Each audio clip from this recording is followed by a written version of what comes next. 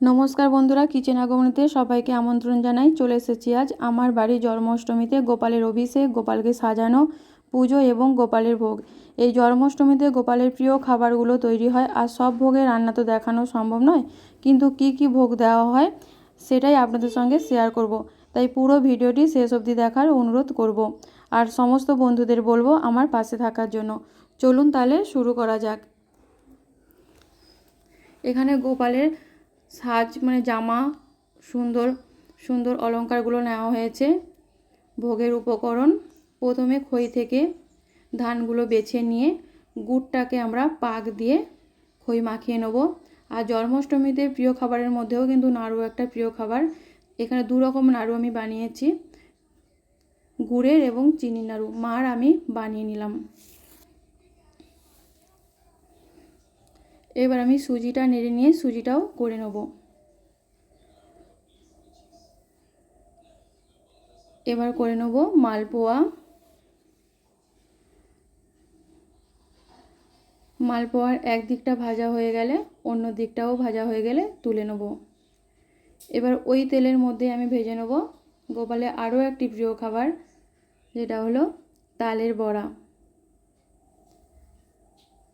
তালের বড়াগুলো আমি লাল লাল করে ভেজে তুলে নেব। লাল লাল করে ভাজা হয়ে গেছে, এবার আমি তালের বড়াগুলো তুলে নিচ্ছি। এবার আমি 3 রকমের ভাজা করে নেব। যেমন প্রথমে আমি পটলগুলো ভেজে নিচ্ছি। পটলগুলো আমার ভাজা হয়ে গেছে। এবার আমি ভেজে নেব চাকা চাকা করে আলু কেটেছি, আলুগুলো আমি লাল লাল করে ভেজে তুলে নেব। এবার আমি ভেজে নেব বেগুন। বেগুনগুলোও ভাজা হয়ে গেছে, বেগুনগুলো আমি তুলে নেব। এবার আমি কুমড়ো আর আলু ছোলা দিয়ে তরকারি করে নিচ্ছি।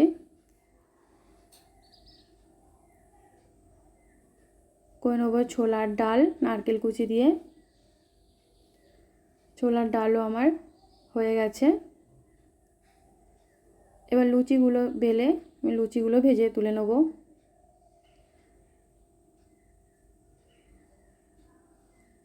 এক এক করে আমি সমস্ত লুচিগুলো ভেজেই আমি তুলে নেব।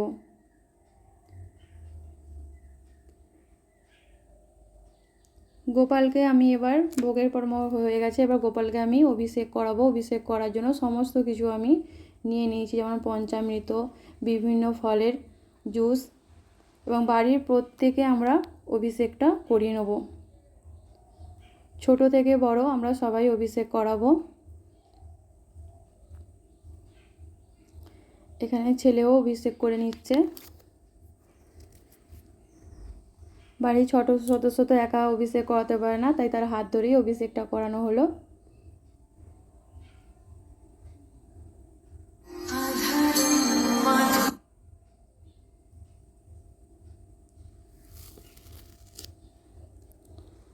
গোপালের অভিষেক করানো হয়ে গেলে গোপালকে পরিষ্কার গঙ্গা জল দিয়ে চান করিয়ে একটা জামা পরিয়ে দেওয়া হয়েছে। এবার ওর গলার মালা সমস্ত কিছু দিয়ে ওকে সাজানো হবে।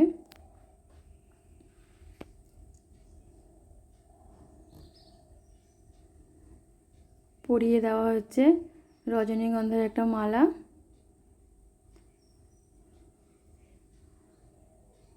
চুলটাও পরিয়ে দেওয়া হলো গোপুসোনাকে।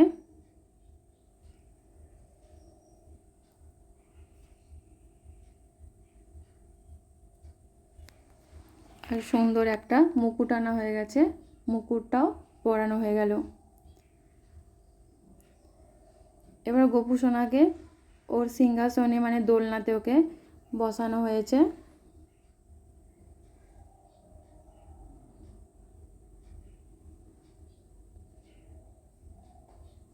এবার গোপুসোনাকে পুজো করা হবে। পুজো করে আরতিও করা হয়ে গেল। পুজো আরতি হয়ে গেলে এবার গোপালের প্রিয় প্রিয় খাবারগুলো ভোগ দেখানো হবে। এই জন্মাষ্টমীতে ভিডিওটি কেমন লাগলো অবশ্যই জানাবেন। আজ তাহলে এই পর্যন্ত। ভালো থাকবেন, সুস্থ থাকবেন। ধন্যবাদ।